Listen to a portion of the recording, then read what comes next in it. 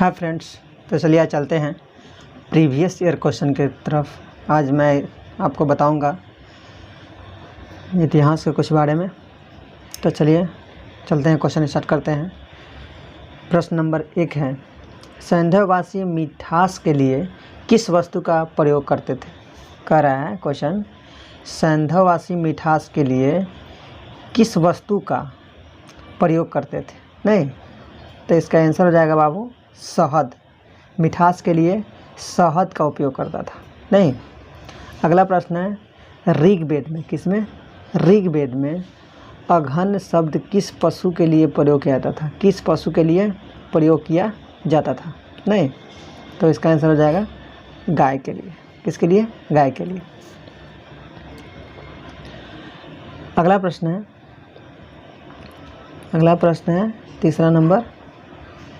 तीसरा नंबर प्रश्न है कि सिकंदर महान ने भारत पर आक्रमण कब किया।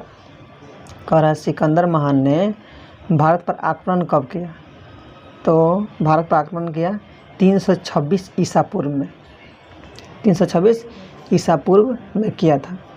अगला प्रश्न है 4 नंबर, भारत में सिकंदर का मुख्य युद्ध किसके साथ हुआ। कह रहा है कि भारत में सिकंदर का मुख्य युद्ध किसके साथ हुआ। तो वह है पोरस के साथ। किसके हुआ? पोरस के साथ हुआ। राजा पोरस थे, उनके साथ हुआ था। किसके साथ हुआ? पोरस के साथ। ठीक है। अगला प्रश्न है 5 नंबर प्रश्न है, पाली ग्रंथों में, किसमें, पाली ग्रंथों में गांव के मुखिया को क्या कहा जाता है। गांव के मुखिया को क्या कहा जाता है। तो गांव के मुखिया को कहा जाता था भोजक। क्या कहा जाता था? भोजक कहा जाता था। नहीं, चलिए अगला प्रश्न की तरफ चलते हैं। प्रश्न नंबर 6 है। कह रहा है प्रश्न कि उज्जैन का प्राचीन नाम क्या है। कह रहा है कि उज्जैन का प्राचीन नाम क्या है। ठीक है, प्राचीन नाम उज्जैन का क्या है। तो उज्जैन का प्राचीन नाम है अवंतिका। क्या नाम है? अवंतिका। अगला प्रश्न है 7 नंबर, नंद वंश, कौन वंश? नंद वंश का संस्थापक कौन था। नहीं, तो इसका आंसर हो जाएगा क्या हो जाएगा? महापद्नंद। क्या है? महापद्नंद। संस्थापक कौन था? महापद्नंद। अगला प्रश्न है 8 नंबर प्रश्न है, प्राचीन भारत में पहला विदेशी आक्रमण किसके द्वारा किया गया था। किसके द्वारा किया गया था। तो इसका आंसर हो जाएगा ईरानियों के द्वारा। किसके द्वारा? ईरानियों के द्वारा किया गया था। नहीं, 9 नंबर प्रश्न है, मगध का कौन सा शासक सिकंदर का समकालीन था। तो इसका आंसर हो जाएगा घनानंद। क्या हो जाएगा? घनानंद हो जाएगा। अगला प्रश्न है 10 नंबर, नंद वंश का अंतिम शासक क्या है? नंद वंश। कौन वंश? नंद वंश का अंतिम सम्राट कौन था। तो यह घनानंद था। कौन था? घनानंद। 11 नंबर प्रश्न है, बिंदुसार ने विरोधियों को कुचलने के लिए अशोक को कहाँ भेजा था। अशोक को कहाँ भेजा था। तो तक्षशिला में भेजा था। कहाँ भेजा था? तक्षशिला में। बिंदुसार ने विदेशियों को कुचलने के लिए अशोक ने कहाँ भेजा था। तो तक्षशिला में भेजा था। और ये तक्षशिला कहाँ था? पहले पाकिस्तान में पड़ता था। ओके। अगला प्रश्न है 12 नंबर प्रश्न है, किस सम्राट का नाम देवान प्रियदर्शी था। किस सम्राट का नाम देवान प्रियदर्शी था। नहीं, तो इसका हो जाएगा आंसर सम्राट अशोक का नाम था देवान प्रियदर्शी। किसका? सम्राट अशोक का। 13 नंबर प्रश्न है, कलिंग का युद्ध कब हुआ। नहीं, तो इसका आंसर हो जाएगा 261 ईसा पूर्व में। कब हुआ था? 261 ईसा पूर्व में कलिंग का युद्ध हुआ। 14 नंबर प्रश्न है, 14 नंबर प्रश्न है, प्राचीन भारत का कौन सा शासक जिसने अपने अंतिम दिनों में जैन धर्म को अपना लिया था? अंतिम दिनों में जैन धर्म को अपना लिया था, कौन? तो वह है चंद्रगुप्त मौर्य ने अंतिम दिनों में क्या कर दिया? अपना लिया। अगला प्रश्न है 15 नंबर, मौर्य साम्राज्य में कौन सी मुद्रा प्रचलित थी? मौर्य साम्राज्य में कौन सी मुद्रा प्रचलित थी? तो वह है इसका आंसर हो जाएगा पन मुद्रा जो है प्रचलित थी। चलते हैं 16 नंबर क्वेश्चन की तरफ। 16 नंबर क्वेश्चन क्या है? अशोक का उत्तराधिकारी कौन था? नहीं, तो इसका आंसर हो जाएगा अशोक का उत्तराधिकारी कुणाल था। ठीक है। 17 नंबर प्रश्न है, अर्थशास्त्र का लेखक किसके समकालीन था? अर्थशास्त्र का लेखक किसके समकालीन था? नहीं, तो इसका था आंसर चंद्रगुप्त मौर्य के समकालीन था। 18 नंबर प्रश्न है, मौर्य काल में शिक्षा का प्रसिद्ध केंद्र कौन था? तो वो है तक्षशिला था। चलिए 19 नंबर प्रश्न है, मेगास्थनीज पुस्तक का क्या नाम था? तो उसका मेगास्थनीज का पुस्तक का नाम इंडिका था। अच्छा, अगला प्रश्न है 20 नंबर, अशोक के शिलालेख में कौन सी भाषा थी? तो अशोक के शिलालेख में प्राकृत भाषा थी।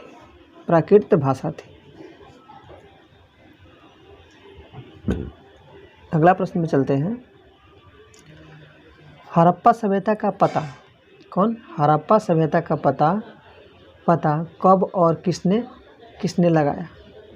तो हड़प्पा सभ्यता का पता कब और किसने लगाया? तो इसका आंसर हो जाएगा 19वीं शताब्दी में अंग्रेजों ने लगाया। कौन लगाया? 19वीं शताब्दी में अंग्रेजों ने पता लगाया। अगला प्रश्न है 22 नंबर, हड़प्पा वासियों की सामाजिक व्यवस्था का मुख्य आधार क्या था? कह रहा है हड़प्पा वासियों का सामाजिक व्यवस्था का मुख्य आधार क्या था? तो इसका आंसर हो जाएगा परिवार। क्या हो जाएगा? परिवार। चलते हैं अगला प्रश्न की तरफ। प्रश्न क्या है? 23 नंबर प्रश्न है, हड़प्पा वासियों का समाज कैसा था? तो हड़प्पा वासियों का समाज था मातृसत्तात्मक था। अब देखिए 24 नंबर प्रश्न है, आग से पकी हुई मिट्टी को हड़प्पा वासी क्या कहते थे? तो इसको कहते थे टेराकोटा। क्या कहते थे? टेराकोटा कहते थे। अगला प्रश्न है 25 नंबर प्रश्न है, बिल्ली का पीछा करते हुए कुत्ते के पंजों के निशान कहाँ मिले? बिल्ली का पीछा करते हुए कुत्ते के पंजों का निशान कहाँ मिले? तो वो इसका आंसर हो जाएगा सिंधुकालीन स्थल चनहुद्रो में। कहाँ? सिंधुकालीन स्थल चनहुद्रो में मिले। अगला प्रश्न है 26 नंबर, किस खेल का प्रचलन हड़प्पा के समय था? तो हड़प्पा के समय था शतरंज के खेल का प्रचलन था। कब? हड़प्पा के समय। अगला प्रश्न है 27 नंबर प्रश्न, हड़प्पा वासी किसे अपना पवित्र पक्षी मानते थे? तो ये पाखता को मानते थे। किसको? पाखता को पक्षी मानते थे, पवित्र पक्षी मानते थे। 28 नंबर प्रश्न है, स्वास्तिक किसकी देन है? तो हड़प्पा सभ्यता की देन है स्वास्तिक। अगला प्रश्न है 29 नंबर प्रश्न है, कपास की उपज पहली जानकारी कहाँ से मिली? तो वह है कपास की उपज की पहली जानकारी हड़प्पा से मिली। नहीं, 30 नंबर प्रश्न है, कपास को यूनानी क्या कहते थे? कपास को यूनानी क्या कहते थे? तो कपास को यूनानी कहते थे सिंड्रोन। क्या कहते थे? सिंड्रोन। अगला प्रश्न है 31 नंबर प्रश्न है, खेत की जुताई के लिए किसका उपयोग किया जाता था? तो खेत की जुताई के लिए हल का उपयोग किया जाता था। 32 नंबर प्रश्न है, सैंधववासी मिठास के लिए, फिर क्वेश्चन ये रिपीट कर रहा है, सैंधववासी मिठास के लिए किस चीज़ का इस्तेमाल करते थे? तो ये शहद का इस्तेमाल करते थे सैंधववासी।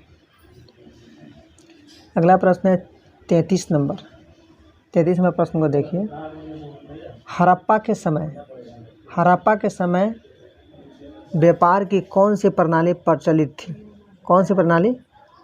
थी? तो ये हड़प्पा के समय कौन सी प्रणाली प्रचलित थी? तो ये वस्तु विनिमय प्रणाली क्या थी? हड़प्पा के समय प्रचलित थी। 34 नंबर प्रश्न है कि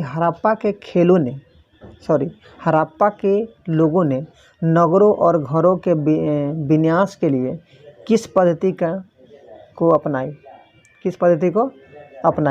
तो इसका आंसर हो जाएगा ग्रिड पद्धति को अपनाई। किसको अपनाई? ग्रिड पद्धति को अपनाई। चलते हैं आगे। 35 नंबर प्रश्न है, हड़प्पा सभ्यता में शहरीकरण की प्रमुख विशेषता क्या थी? हड़प्पा सभ्यता में शहरीकरण की प्रमुख विशेषता क्या थी? तो उस समय निकास प्रणाली थी। क्या थी? निकास प्रणाली थी। 36 नंबर प्रश्न है कि हड़प्पा में लिपि और धर्म की जानकारी कहाँ से मिलती है? कह रहा है 36 नंबर प्रश्न कि हड़प्पा में लिपि और धर्म की जानकारी कहाँ से मिलती है? तो ये सैंधवकालीन मोहरों से मिलती है। 37 नंबर प्रश्न है, चित्रकार क्या है? चित्रकार लिपि को किस नाम से पुकारा जाता है? तो इसका आंसर हो जाएगा बेंड्रोफ्रेडम लिपि के नाम से पुकारा जाता है। अगला प्रश्न है 38 नंबर प्रश्न है, आज़ादी सन 1947 के बाद जो अपना देश ये भारत आज़ाद हुआ, तो आज़ादी सन 1947 के बाद भारत में सबसे अधिक कहाँ हड़प्पा युगीन स्थलों की खोज हुई? सबसे अधिक कहाँ हुई? तो सबसे अधिक आप जान लीजिए कि गुजरात में सबसे अधिक खोज हुई। कहाँ हुई? 1947 में जब अपना भारत देश आज़ाद हुआ तो उसके बाद सबसे ज़्यादा जो है हड़प्पा युगीन स्थलों की खोज की गई, तो सबसे ज़्यादा गुजरात में मिला। अगला प्रश्न है 39 नंबर, वह कौन सा हड़प्पा कालीन स्थल है?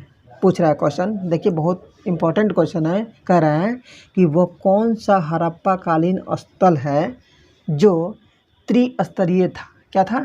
त्रिस्तरीय था। तो इसका आंसर हो जाएगा बाबू धौलावीरा हो जाएगा। क्या हो जाएगा? धौलावीरा हो जाएगा। चलते हैं अगला प्रश्न की तरफ। प्रश्न है 40 नंबर प्रश्न है। 40 नंबर प्रश्न क्या है? प्रश्न है, चावल के उत्पादन के साक्ष्य किस सैंधव पुरातन स्थल से प्राप्त हुए? क्या है? पूछ रहा है क्वेश्चन। देखिए एकदम ध्यान देना है कि चावल के उत्पादन के साक्ष्य किस सैंधव पुरातन स्थल से प्राप्त हुए? तो इसका आंसर है रंगपुरम एवं लोथल। कहाँ से? रंगपुरम एवं लोथल। चलिए